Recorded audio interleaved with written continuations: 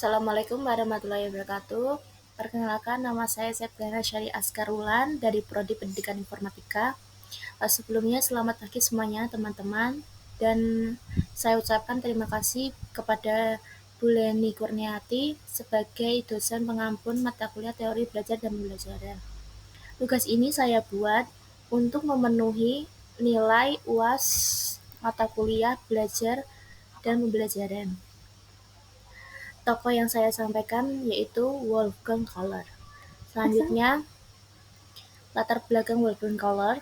Wolfgang Kohler, seorang psikologi Jerman, dikenal sebagai salah satu tokoh penting dalam aliran psikologi Gestalt.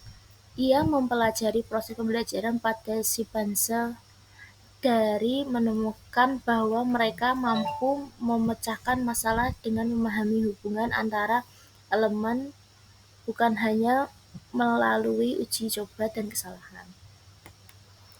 Selanjutnya, teori pembelajaran Wolfgang Kohler. Teori pembelajaran Wolfgang Kohler, seorang psikologi Jerman, menekankan pentingnya pemahaman dan wawasan dalam proses belajar.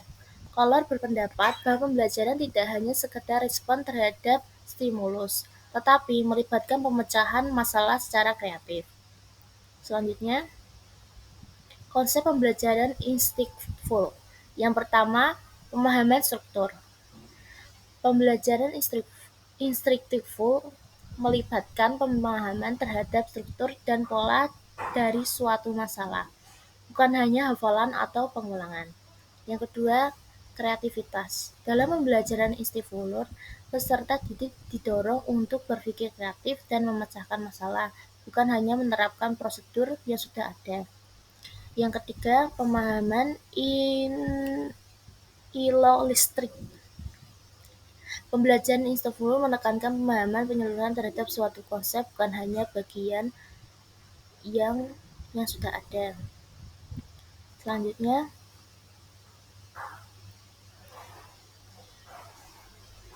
prinsip-prinsip pembelajaran instinctful. Yang pertama, aktif. Peserta didik terlibat aktif dalam proses pembelajaran, bukan hanya pasif menerima informasi. Yang kedua, bermakna. Pembelajaran dihubungkan dengan pengalaman dan pengetahuan yang sudah dimiliki peserta didik. Yang ketiga, konseptual. Pembelajaran dilakukan dalam konteks yang relevan dengan kehidupan nyata peserta didik. Selanjutnya, tahapan pembelajaran. Yang pertama, identifikasi masalah. Peserta didik mengidentifikasi masalah yang akan dipecahkan. Yang kedua, solusi. Peserta didik mengeksplorasi informasi dan konsep relevan untuk memahami masalah tersebut. Yang ketiga, eksplorasi. Peserta didik menemukan solusi yang dapat berdasarkan pemahaman yang diperoleh. Selanjutnya, peranan pengajar dalam pembelajaran instinctful.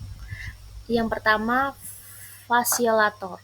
Pengajaran berperan sebagai fasilitator yang membantu peserta didik menemukan pemahaman dan solusi sendiri. Yang ketiga, pemicu. Pengajar menciptakan situasi yang mendorong peserta didik untuk mencapai pemahaman yang akan mendalam. Yang ketiga, losing in push dollar seat.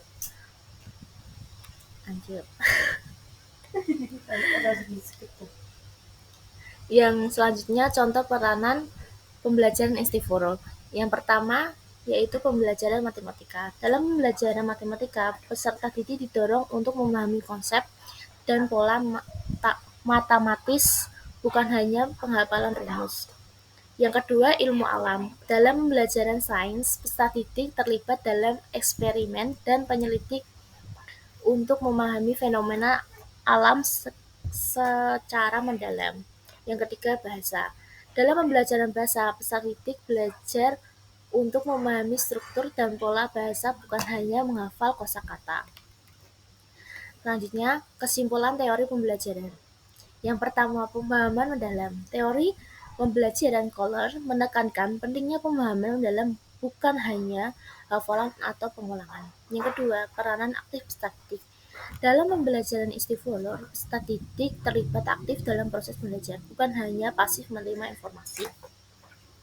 Yang tiga, pengajaran sebagai fasilitator.